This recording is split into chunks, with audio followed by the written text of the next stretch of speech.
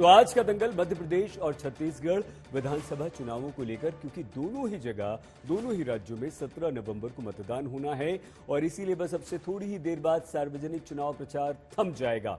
मध्य प्रदेश में 230 सीटों पर, छत्तीसगढ़ की 70 सीटें, कुल मिलाकर 300 सीटों पर 8 करोड़ से अधिक मतदाता एक दिन बाद यानी कि परसों अपना निर्णय सुनाने वाले हैं। दोनों ही राज्यों में सत्ताधारी दलों के सामने अपनी अपनी सत्ता बचाने की चुनौती है, तो विपक्ष के सामने सत्ता में वापसी का अवसर। लेकिन चुनाव प्रचार के अंतिम दिन बीजेपी और कांग्रेस की ओर से 3 बड़े विषयों पर राजनीति हुई है। एक तो प्रधानमंत्री नरेंद्र मोदी के बारे में चुनावी मंच से दुष्प्रचार करने पर प्रियंका गांधी और सोशल मीडिया पर आपत्तिजनक पोस्ट करने के आरोप में आम आदमी पार्टी के संयोजक को चुनाव आयोग ने नोटिस भेज दिया है। दूसरी ओर कांग्रेस पार्टी ने प्रधानमंत्री की ओर से मूर्खों का सरदार वाले बयान को लेकर आपत्ति व्यक्त कर दी है और बड़ा विवाद प्रधानमंत्री किसान निधि की 15वीं किस्त जारी करने को लेकर भी हुआ है। वो आज ही की गई। कांग्रेस ने ये प्रश्न उठाया कि ठीक मतदान के आसपास ही प्रधानमंत्री किसानों की किस्त क्यों जारी करते हैं। इन्हीं प्रश्नों पर आज के दंगल में हम अपने विशेष मेहमानों के साथ बड़ी चर्चा करेंगे। सभी हमारे साथ मौजूद हैं, लेकिन उससे पहले हमारी ये विशेष रिपोर्ट। अगर मेरे देश में सबसे बड़ी जाति कोई है तो एक ही है, वो जाति है गरीब। आपने कभी किसी कैमरा के पीछे, शर्ट के पीछे मेड इन मध्य प्रदेश देखा है? 2 राज्य और जिनके बड़े बड़े बिजली के बिल आ गए घरेलू, उनके बड़े हुए बिल मैं भरवाऊंगा, उनका 100 रुपया महीने बिजली का बिल आएगा। 300 सीटें।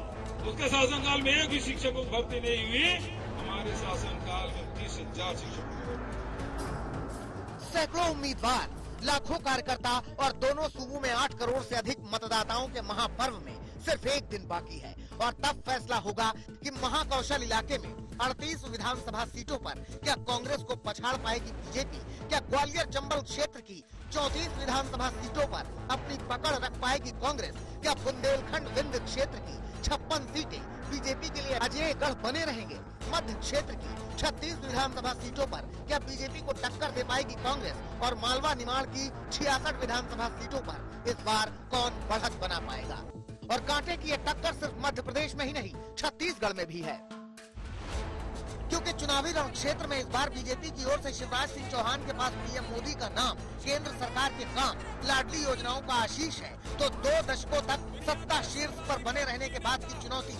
उधर छत्तीसगढ़ में भी भूपेश बघेल के पास धान के दाम, किसानों के काम, मुफ्त की योजनाएं और आदिवासियों का आशीष है, तो घोटाले, भ्रष्टाचार के आरोपों की चुनौतियां भी है। लेकिन नजर छत्तीसगढ़ में दूसरे चरण की 70 सीटों पर भी है, जहां 958 उम्मीदवारों के बीच असली टक्कर 34 वीआईपी सीटों पर है और उसमें भी 32 सीटों पर आमने सामने का मुकाबला बीजेपी और कांग्रेस के बीच है। लेकिन एमपी छत्तीसगढ़ में चुनाव प्रचार का शोर थमते थमते आखिरी दिन तक 3 बड़े विवादों पर सियासत चालू है। एक तरफ चुनाव आयोग ने पीएम पर चुनावी प्रहार करने वाले सीएम केजरीवाल से लेकर प्रियंका गांधी तक को नोटिस देकर जवाब मांगा है। दूसरी तरफ कांग्रेस किसानों को पीएम की ओर से दी गई 15वीं किस्त की तारीख पर सवाल उठा रही है और पीएम की ओर से मूर्खों के सरदार वाले बयान पर भी हमलावर है। Coming from the झूठों का सरदार, it shows the arrogance of Mr. Modi. वो तो है ही है, उसमें तो कोई नया बात नहीं है।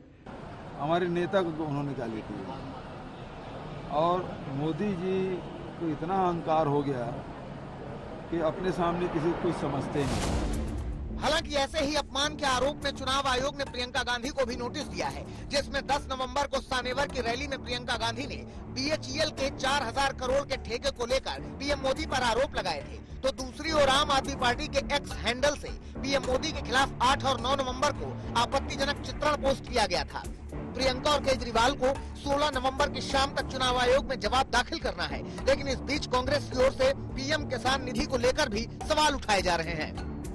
कांग्रेस नेता जयराम रमेश ने सोशल मीडिया पोस्ट पर पीएम किसान निधि की 6ठी, 9वीं, 12वीं और 15वीं किस्त की तारीखों का जिक्र करते हुए सवाल उठाया है कि क्या एमपी छत्तीसगढ़ में ऐन मतदान से 2 दिन पहले किसान निधि की किस्त क्या जानबूझकर जारी की गई है।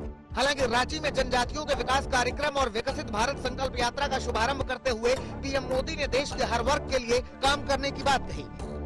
विकसित भारत के 4 अमृत स्तंभ, पहला अमृत स्तंभ भारत की हमारी महिलाएं, दूसरा अमृत स्तंभ है हमारे भारत के किसान भाई बहन। तीसरा अमृत स्तंभ भारत के नौजवान और चौथा अमृत स्तंभ भारत का मध्यम वर्ग। इन 4 स्तंभों को हम जितना मजबूत करेंगे, विकसित भारत की इमारत भी उतनी ही ऊंची उठेगी। बहरहाल चुनावी दंगल में दावों और वादों का शोर अब थम चुका है। एमपी और छत्तीसगढ़ के 8 करोड़ से ज्यादा वोटर्स को फैसला सुनाना है कि अगले 5 साल के लिए सूबे की कमान कांग्रेस को सौंपनी है या डबल इंजन की सरकार के दम पर भरोसा करना है। आज तक ब्यूरो।